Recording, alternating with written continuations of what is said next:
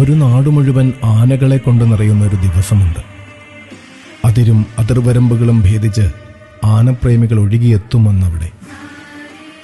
ഈ നാടിൻ്റെ സ്പന്ദനം പോലും ആ ദിവസത്തിനാണ്. അതെന്താണങ്ങനെ എന്നൊരു ചോദ്യം വേണം.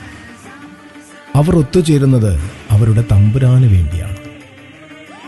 അവർക്ക് തമ്പുരാനാണെല്ലാം, അല്ലെങ്കിൽ തമ്പുരാന് ആ നാടും നാട്ടുകാരുമാണെല്ലാം. അപ്പോൾ പിന്നെ ഈ നാടിങ്ങനെ ആകാതെ എങ്ങനെ ഇരിക്കും?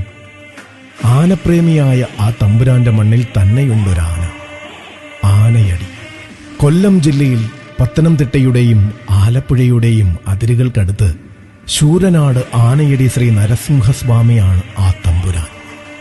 ആനപ്രിയനായ ആ തമ്പുരാന്റെ മണ്ണിൽ ഒരുങ്ങുന്നു തെക്കിന്റെ ഏറ്റവും വലിയ ഗജസംഗമം.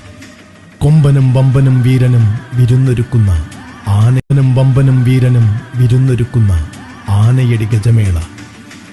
ലക്ഷങ്ങൾ വിരുന്നെത്തുന്ന ആനയടി ഗജമേള ഇത്തവണ ജനുവരി 29-നാണ്. അപ്പോ ആ ലക്ഷങ്ങളിലെ ഒരാളായി മാറാൻ ഇവിടേക്ക് പോന്നോളൂ. ആനയടി ഗജമേള കൂടാം നമുക്ക്.